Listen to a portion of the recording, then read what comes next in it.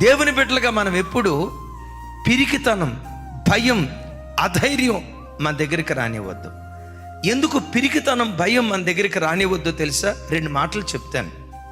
ఓసారి గిద్యోను యుద్ధానికి బయలుదేరినప్పుడు దరిదాపుగా 32,000 మందికి పైగా వచ్చారు. ఎంతమంది? కొంచెం గట్టిగానండి, ఇంకొంచెం గట్టిగా. 32,000 మంది వస్తే అప్పుడు ప్రభు అంటాడు, గిద్యోనా, ఈ 32,000 మందిలో ఎవరు భయపడుతున్నారో భయపడే ప్రతి వాడు ఇక్కడి నుంచి వెళ్ళిపోవాలి అన్నాడు. వాళ్ళు కత్తులు పట్టుకొని వచ్చారు, ఖడ్గాలు పట్టుకొని వచ్చారు, బోర్లు పట్టుకొని వచ్చారు. వీళ్ళందరితో అంటాడు, వీళ్ళలో భయపడే వాళ్ళు ఎవరో వాళ్ళని పారిపోమను, వెళ్ళిపోమను అంటాడు. అద్భుతం తెలుసా? ఆ పిలుపు పిలిస్తే 32,000 మందిలో 70% మంది ప్రజలు వెనక్కి వెళ్ళిపోయారు. నేనంట, ఎందుకు ఆ భయస్తుల్ని బొమ్మన్నావయ్యా? ఎందుకో చెప్పమంటారా? పిరికోడు ఒక చోట ఉంటే వాడి దయ వల్ల చుట్టూతో ఉన్న వాళ్ళందరూ పిరికోళ్ళు అయిపోతారు.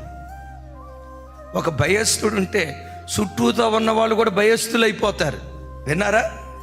సైన్యానికి ముందు నడిచేటువంటి సైన్యాధ్యక్షుడు ఒక్కడు యోధుడైతే, విశ్వాస వీరుడైతే, పరాక్రమం కలిగిన వాడైతే, ఒక్క విశ్వాస వీరుడైన సైన్యాధ్యక్షుడు 1,00,000 మంది పిరికి సైన్యంతో కూడా శత్రువుల మీద అఖండమైన విజయాన్ని పొందగలుగుతాడు.